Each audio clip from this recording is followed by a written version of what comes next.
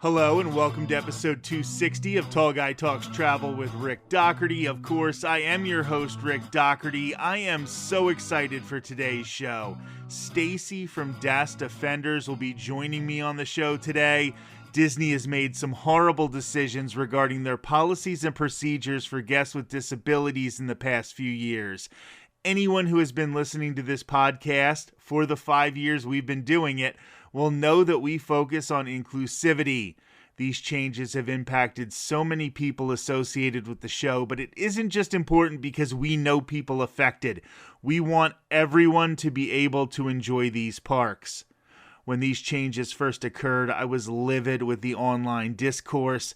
Having adult men who try to provide glimpses into the theme park community on social media whine endlessly about having to wait 15 minutes for It's a Small World, while an 8-year-old girl with spina bifida is able to wait those 15 minutes on a bench outside of the Rapunzel bathrooms, was just a bad look for the community. Attacking people who need assistance in enjoying the parks is just sick.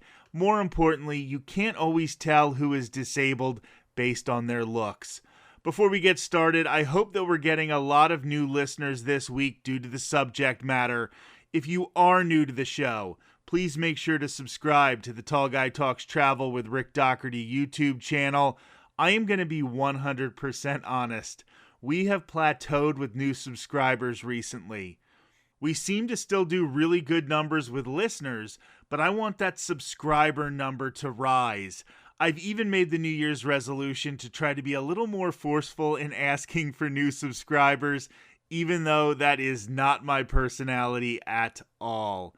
It would mean so much to me if we could have a little bit of a jump this month to start 2026.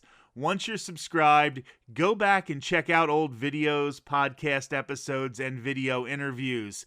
Click the like button on absolutely everything. Drop positive comments to help us jump up in the algorithm. You are listening, and that means the world to us. Still, for this thing to continue to grow, I'm going to have to ask all of you to help us get more subscribers.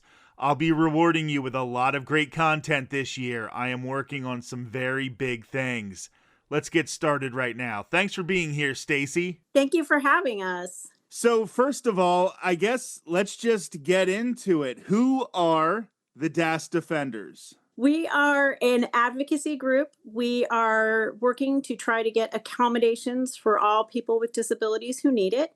We are focused primarily on, getting DAS back or DAS back for those who need it. But we also do focus on accommodations outside of the park. We focus on accommodations at Universal, and we also create a community for disabled theme park lovers, allowing them to discuss tips and, ask their questions about how they can enjoy coming to the parks, whether it be Disney or whether it be Universal or whether it be Knott's or Six Flags, and just trying to create an avenue for people to direct their anger or their frustrations or their hurt towards having accommodations taken away, giving them options of actions they can take.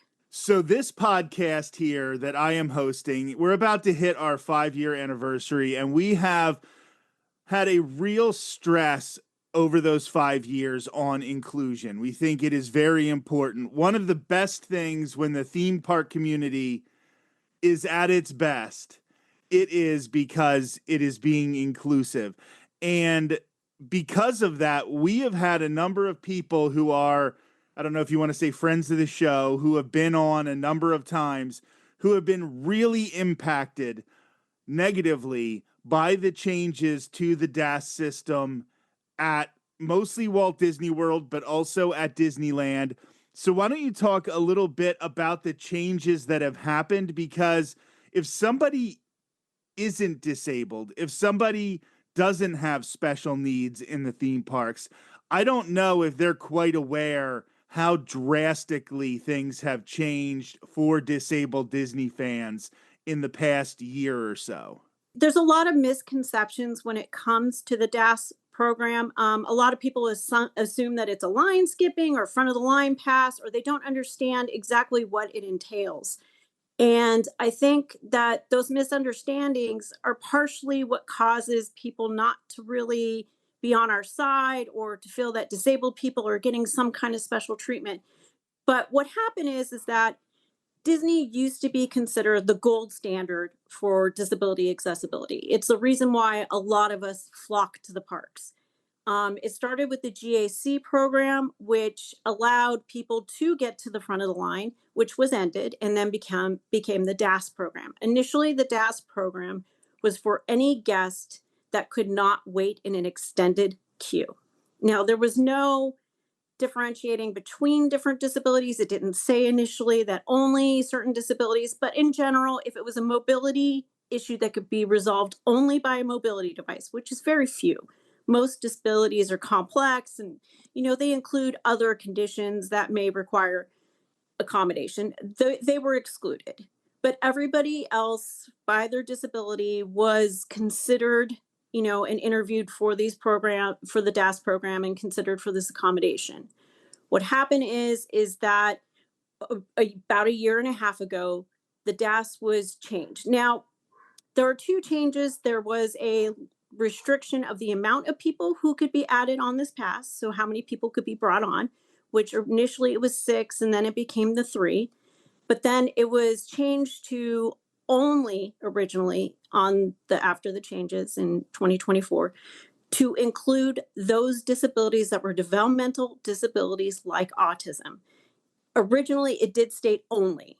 One of the changes they've made over the past, over a year and a half has been removing the word only.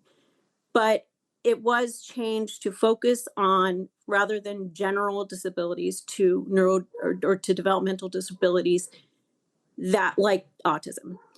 Initially, when the changes were announced, I think there was a lot of people who thought that it was just a wording issue or that any developmental disability would be considered. So, whether it be physical, for instance, we have people who are on feeding tubes that assumed that they had a developmental disability, because developmental disability is something that impacts as you develop, one or more components of life, whether that be social, whether that be physical, whether that be cognitive. It's a very broad category. But what actually started happening is that people were being denied that had general developmental disabilities. And then it did seem to be more focused on approving people with autism or ADHD. It wasn't is a very subjective process. And I think that is the hardest thing to get people to understand, that it is not guaranteed. There is no way to plan that this is something you're going to get, and people are approved and then denied afterwards. But the biggest change was the changing of the criteria of who was going to get this pass. And I think one of the other big changes, and you sort of alluded to this, was the uncertainty. Yes. It used to be you never just renewed your DAS, but if somebody had an illness or any sort of disability that was chronic or was never going to go away. For example, if somebody was autistic and needed this pass, or if somebody had an issue where they just couldn't, for whatever reason, wait in a line, but it was something that was never going to go away. You essentially just went to the park when your DAS expired. Yep. You told them why you needed the pass, and then they renewed it because you had already had it. So it wasn't necessarily a renewal process, but you could be pretty sure if your symptoms had not changed that you would still be eligible for the DAS pass. So when you're doing something like planning a vacation, or you knew that you would have this ability, but now you actually can't even apply for a DAS until so close to the time you're going to be going to the theme parks that maybe you can't cancel that vacation if you are denied, or maybe you've already taken the time off of work, or whatever you have done, there are deposits that you can't get back if you cancel it. So what they are doing is they're putting people in a situation, even if you're like, okay, if I get denied, that's fine, but then I don't want to take this vacation because now it's something I can't handle anymore. Well, Disney is saying, we don't care that you can't handle the vacation. We want our money. Yes. So, okay. So initially, before the DAS changes last year, you would go to guest services. It could be City Hall or guest service umbrella. It didn't really matter. And you were asked, a couple of questions. They were simple questions about why you couldn't wait in an extended queue. It was a very simple process, straightforward. Most of the time, they were very kind and considerate, and it really didn't feel like you were being judged or that there was any issue. Like, yes, if you had a mobility only issue that was resolved by a mobility device, they gave you a list of rides that you could get a return time for or alternative entrances to, or which ones you could transfer or not transfer. But everybody else who could not for a disability were given a sense of autonomy and privacy where you could schedule your return times, and you knew, yes, you knew this was going to happen. Like, you knew it was going to be a pretty straightforward process. When the changes happened, they changed it to an interview process that could only be online if you're at Walt Disney World, and if you're at Disneyland, can be in person, but it's a very public place. There's no privacy. You're not given a private room. You're way in the open. People who are walking by in the Esplanade can hear it. For instance, I go to Disneyland frequently and I hear people crying. I hear their interviews, and it's heartbreaking. But yes, so when it first changed, they only gave you 30 days before your trip that you could call in or go online to interview. This was hard because, yes, if you have a package, through Disney, yes, you have to cancel by that 30 days in order to get your refund. They did change it to 60 days. But if you buy tickets, these are not refundable. You cannot cancel them. You cannot do anything. You cannot get your money back, whether it be 60 days, 30 days, it doesn't matter.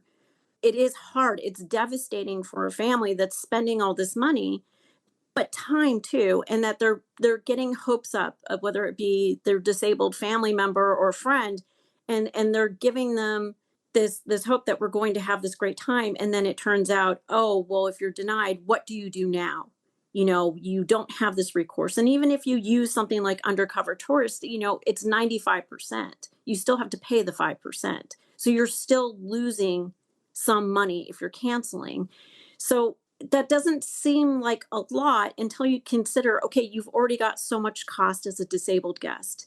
You already have so much extra planning and extra money that has to go into these trips to then be put into a position of, do I cancel? Do I purchase lightning lanes or multi-pass? Or do I try to use these alternative accommodations? And it's very confusing. It's very difficult. These are hard decisions. And the interview process itself can be very traumatizing. It can be very upsetting. It's been such a huge, drastic change that people who had depended on Disney as being this place where they felt safe and they felt included, that it now became this place that has become so stressful and so upsetting. And it's devastating to when we hear members who tell us these stories about their kids crying, or them now scrambling to try to figure out what they're going to do, and then the stress and anxiety of going up to it, of having to prepare for this intensive interview that before was a simple 3 or 4 questions of, hey, how can we help you, what are your needs. Now it's definitely makes planning much more difficult. It makes the whole process so much stressful. One of the things that you mentioned earlier, and I think it's important to stress this, is that Disney has the fan base it has because of its desire to be inclusive. I can remember, for example, Michael Eisner talking about Gay Days and Yeah. how it was organized by people outside the company, but they weren't going to tell people that they weren't allowed to have this organized meetup at Walt Disney World or at Disneyland. And it was those kind of inclusions that made people fans of these theme parks. So it's not like people are taking advantage of a system. Like, I think people see, oh my goodness, at Disney, there's this high percentage of guests who need disability access. And they think that must mean people are taking advantage of the system. And what they don't realize is Disney has a lot of disabled guests because they have said to disabled people, we are going to make a welcoming environment for you. And they have done that my entire life. We talk about the chefs who Yeah. take pride in, if you can't have something, wanting to make a meal for you that will accommodate. They want you to come into their restaurants so they can find a way to give you something that you will like, even if you can't have one of the regular ingredients. They have been doing this for so long that Yeah. all of a sudden to change it really is impacting the type of customers they have developed. When you're talking about the inclusion and why people come there. Okay. So when Disney came out with their adaptive devices for people who were hard of hearing or deaf, or they would originally give them the device and then they would allow them to ride certain attractions twice because they felt that you missed out the first time when you were reading about the ride versus being able to experience the ride. So when they ended that for, most guests, I'm not saying they don't do it at all, but when that became not the standard anymore, you start losing some of the reason why people are coming. Like you were saying, the inclusivity is why we came. So when I originally got my magic key, because I'm at Disneyland 2 years ago before the change happened, it was because I had several brain surgeries. And for part of my care, I had to go to a facility that's right by Disney. So I had to go get physical therapy there because I had to relearn to do stuff. And to me, it was one of the things I could do after my treatment to then get me to build up my endurance. It was like a reward. It was this place where I could feel independent. I could feel like I can do this on my own because I had DAS. I had something where I was able to build up my strength and to recuperate in a place that was so welcoming and that had been such a big part of my life growing up that it felt like it was something I could continue. To have that taken away, it's not that we don't love Disney. We love Disney. We're not coming to Disney because, like you said, we're not coming to Disney because we feel like we can, slide in, or we're going to get something extra, or we're going to get something that's, a benefit that others do. That's not it. It's because we love Disney so much that we fight for Disney. And why we have DAS defenders. It's because we want to have disabled guests to have that same inclusion that we had before, and to keep it going for the next generation and for disabled people in the future, because it's not as simple as don't go. It's not as simple as just give up on this, because when you do that, you're not helping, you're not making the change, and you're not making it more accessible. Like you said, it's not that we go to Disney because there's a perk. We go to Disney because we felt welcomed and we felt included. Absolutely. And when people will say, like, well, then just don't go, Yeah. or like, you don't understand sometimes how much disabled people are already limiting themselves because of their disabilities. And it's not a matter of just don't go, because they created the environment that Right. this was the service they were providing, and then they changed it. What we're trying to say is this is why we became a fan of this thing. It's not just when we talk about gay days or talk about the DAS system or the chefs. It's the plot of half of the movies. Like, Right. it is what this company has defined itself as since almost the very, very beginning. And that is why it can be so difficult. And I think we can't ignore this when having this conversation, that this happened around the time of the pandemic closures. And there are two reasons that that is a big deal. One, when the parks reopened, they didn't have Fast Pass anymore. Right. So all of the nosy people online knew that with the exception of maybe some Club 33 members and a few other people, anybody who was going through the Fast Pass line had a disability access pass. And you have the nosy people who go online and say that person doesn't look disabled, and then they complain about that. You also had, a few years later, the implementation of paid Fast Pass. Yes.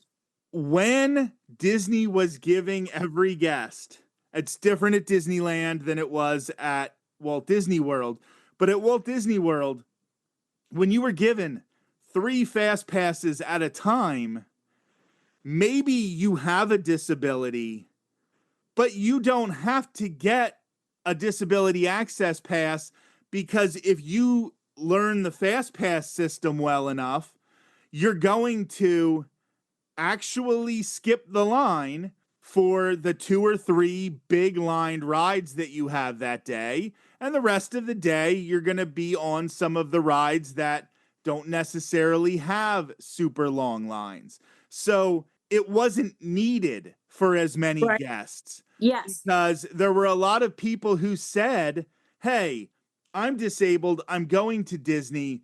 If I can ride 3 rides in a day, I'm going to chalk that up as a success. I'll Yes. ride my 3 favorite rides, use the Fast Pass system, I'll eat at Be Our Guest, and that's a good day. Yes. Then once they got rid of the free Fast Pass system, that is when they created this situation. More disabled people needed to use the DAS system. Yes. So they created the problem and then had to find the solution for the problem. Absolutely. So, like you said, with the Fast Pass, nobody could tell the difference. Like, you didn't know whether someone who was redeeming that was a disabled guest, wasn't. And like you said, that 3, most people with disabilities were, I think, were happy with that. Like, it came up when the changes first happened in our group. A lot of people suggested, just give us the 3 then. Just give us the 3 back, and at least we have something. And there is something to be said that when the Fast Pass system was happening and you didn't need to ask for an additional accommodation, or didn't feel like it was like you were needed to do it just because you felt like that was enough, because most disabled guests, it requires so much effort, so much energy to do everything, that even if you had been given unlimited Fast Passes, you probably weren't going to be doing 15, 20, 30 rides in a day. It wasn't that it was needed. You didn't need necessarily the accommodation. And I think that when the DAS or DAS first came out, when they went to the paid services, there were people who were even upset about that, that they'd rather have something that was, like the Fast Pass system where they could just go get it and mingle it. But that's not what happened. They went to a paid service. And so people felt like they needed the additional accommodation. When they first had the GAC, I think that a lot of people saw that as a perk, and they became upset that disabled guests were doing this, and that's unfair. And I think that's part of why the pressure was to get rid of the GAC.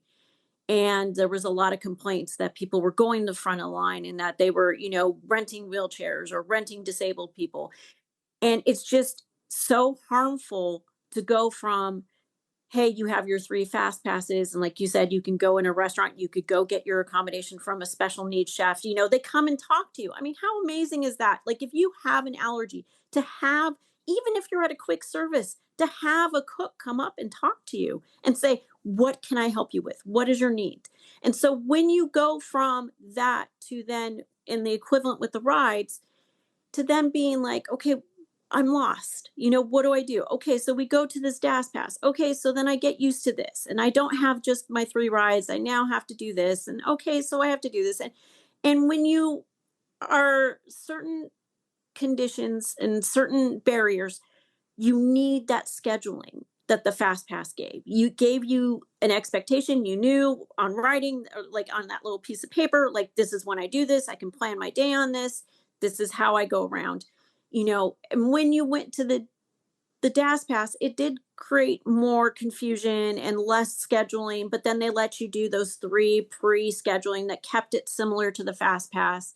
That was one of the other changes that they got rid of, was the pre-scheduling of rides. That's really difficult for people who have certain barriers that need that expectation. And I think, like you said, that I think that they did create this situation. They did create this need for an additional accommodation, and then have people built up and plan on it and expect this and buy passes or vacation packages, or it takes years for families to save up to go to Disney World or Disneyland even, and to then take that away and say, okay, now you got to figure it out on your own, is just devastating. Because, with certain conditions, there are special interests, and it's not easy to just say, oh, just give up on Disney. It's the same as going, when you go to a restaurant and you have an allergy, a food allergy, or some aversion, or if you have some condition that prevents you, and to then take that away and say, okay, well, you can't eat here anymore because we're not going to accommodate, which they, and generally they do, but like, that would be devastating to somebody who expects that place, who has a special interest in that place. And with the rides, that's what they do by taking away this DAS. They take these special interests and this need for scheduling, and it just makes it so traumatizing for people. I mean, there's no other word for some of the experiences that our members have had, whether it be trauma from the interview or just trauma going to the park and trying to manage this. I mean, it's so heartbreaking to read all the and hear all these stories, and to be like, the have nothing I can do. Like, I can give you like a direction and action you can try to take to make change, but I can't actually make your trip better. Like, I wish I could. So, what are some of the things that everyday guests, whether they have a disability or not, can do to try to impact change at both Walt Disney World and Disneyland? What are the DAS defenders trying? Obviously, you're getting out there, you're doing interviews like this one, and that's very important to keep this issue at the top of people's minds. But what are some other things that they can do to try to tell Disney, no, we want these accommodations to return? Well, I think one of the biggest things that actions that get missed is for guests who are not disabled.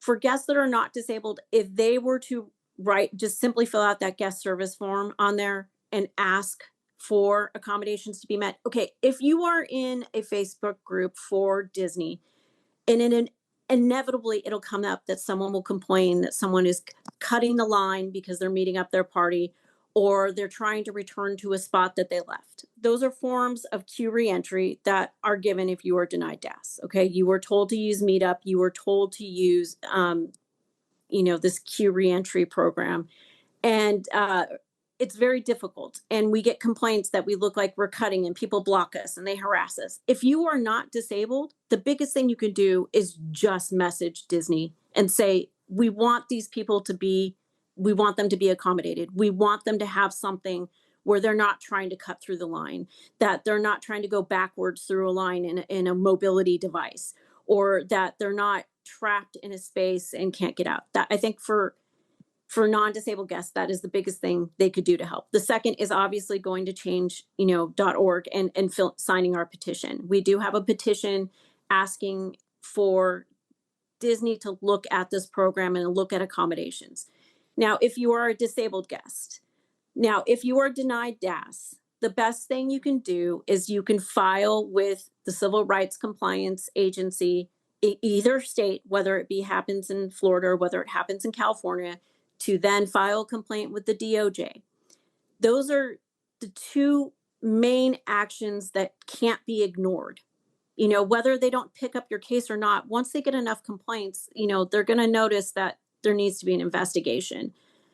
Now, there's obviously, emailing the executives, emailing guest services, disability services, and sharing your experience. And that does need to be done, because you do need to remind them, I'm still here. The disabled are still here, and we still need action. I think we do have a shareholder member who has submitted a shareholder resolution. And they're trying to ask for accountability for DAS and to find out, to investigate how it is impacting the financial aspects of the park, which is, the point of a shareholder, is the finances. How is this impacting the attendance? How is this impacting my shares? We do have a shareholder resolution. And if people can email Disney and say, hey, please let this shareholder resolution go to the table, that is huge right now, because right now Disney is trying to stop the shareholder resolution from being shared. They are considering not letting it go to the table at all, not letting it go to the meeting at all. And we really, really, really want that opportunity to not only, yes, we're trying to get our petitions, we're trying to do our interviews, we're trying to get people to file complaints, but also to say, hey, this is impacting you. Let's look at how this is impacting you and see what can be done.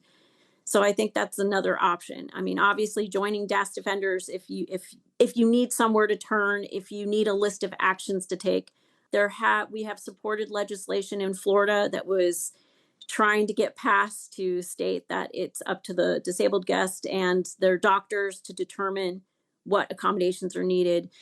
That unfortunately, hasn't gone very far yet. But, so there are actions that you can take. And we do have a list of them if you go to DAS Defenders.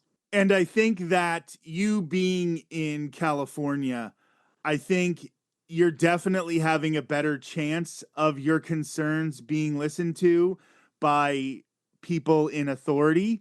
Obviously, there's an entirely different climate in Yeah. more ways than one in Florida, and that's a very difficult situation. And I think one of the things that has made Walt Disney World such a place of refuge for people who were disabled in Florida, because the accommodations Yeah. everywhere off of property were not that good. And then you have Yeah. the really great ones at Disney. In California, hopefully it's a better atmosphere. It's going to be more of an uphill climb in Florida as well.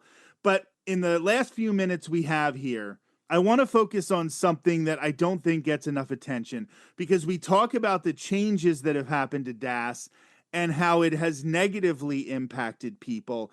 And I think what ends up happening is we sound like we're whining, or we Yes. sound like we're complaining. But one thing I like to focus on in these conversations is how good it was for people who had disabilities, how they did have that one place that they could go and they could feel normal.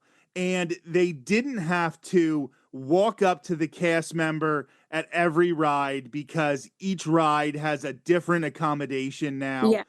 And maybe the cast member is new and doesn't even know what it is, so they have to Yeah. go find somebody else. Right. And that's not the cast member's fault. As a matter of fact, these changes have negatively impacted cast members so much, and that's an entirely different conversation. Yes. They are putting way, way too much on cast members. But I want to talk a little bit about, you mentioned having brain surgery and having a place that you could go where just maybe for a couple hours after physical therapy, you felt like a normal person again. And talk about the positives of the way things used to be when it came to disability access. Okay, so one of the biggest things with DAS, or and GAC as well, is that if you needed to take space, if you had an issue that had to be resolved, you did not have to rush. You didn't have to worry about, okay, multipass, right? Or Genie Plus back then. You didn't have to worry that you only had an hour time frame, or an hour and 15 minutes if you count the, whatever. You didn't have just that time frame. So if you had to suction, for instance, if you had, lung issues, or if you had G tube feedings, or if you had, if you were autistic and you needed to be in a quiet space before you would go to that ride, you had that. You had that opportunity to take the time you needed, and you didn't have to rush, because those DAS reservations sit there. You can't make another ride reservation, but it'll wait for you. And it's okay. That is great. That is amazing. If you have a child that has to go back to a hotel room, for a medical need, that's great because you can go back and do that. It was predictability for people with autism, ADHD, OCD, whatever it may be. You had a predictability. You knew your schedule. With DAS, you could say, I'm going to this ride first. It doesn't matter how long I have to wait, but I'm going to go to this ride first. I'm going to go to this ride for next. I'm going to go to this one. The other thing was the fact that it's private. Nobody has to know. I'm not going up to a cast member and having to plead and let them know about my disability over and over again. So we have members, like you said, who, and me as well, but like who use this as a reward, whether they're going through cancer treatment, whether they're going through therapy, whether they're going through any kind of treatment. This is their reward. This is their place where they get to forget. With DAS, you get to forget for a little bit because chronic illness and disabilities are hard. They can be incredibly painful. And having one place where you can forget that for even a couple hours and you can be your own individual, independent person in some cases that maybe you can't get anywhere else is amazing. It gives you such hope. It gives you somewhere where you can look forward to when things are so hard. So with DAS, being able where you're mixed in. Yes, you could say, okay, the blue light versus the green light. Okay, whatever. But most guests don't know the difference. So when I go and I scan my pass or my magic band, nobody knows that why I'm in that line. They think I paid just like everybody else. They think that I'm like every other guest, and feeling like everybody else once in a while is amazing. It can give you so much of a break from feeling like everything is such a fight. And that is amazing. And feeling, like you said, included, going up there and being, when you scan your pass or band and being said, the cast member just saying, hi, okay, enter the line, not, what is your need? What is your barrier? Why can't you wait in line? And not having to say that in front of, 10, 15 other guests who are also waiting by that umbrella or have an issue or just, sitting next to wherever that ride is where that can hear you. You get to forget for a little bit. You just get to forget that, whatever the barrier is, you're in the magical place. We all want to be at Disney or Universal or Knott's or Six Flags. And we want that magic. We want that feeling of being wrapped around by this make-believe place, and we want to be with our friends and family. And we want to feel like we're all included and like we're together. Some of these alternatives split families and split groups, and that's hard. And that takes away some of the magic. So having the DAS makes it where you're together and you're in your own little bubble and you're, like I said, everything is so much easier, which when life is so hard, it's great to have that one place where you can do that. Amazing. Staci from DAS Defenders, thank you so much for joining us. I think this was really, really important as we start looking towards this expanse of 2026 that is ahead of us. I think a lot of us have seen some changes in the past couple years that have been upsetting. And maybe you don't like that they're getting rid of Rivers of America at Magic Kingdom, but that's a little different than some of these other changes that are making the parks less accessible. And I just really appreciate you being here, having this conversation, and maybe shedding a little light, and hopefully Disney will listen. Well, thank you very much for having me, and it was a pleasure speaking with you. This has been episode 260 of Tall Guy Talks Travel with Rick Doherty. We will be back with another brand new episode next Thursday. Until then, have a great week.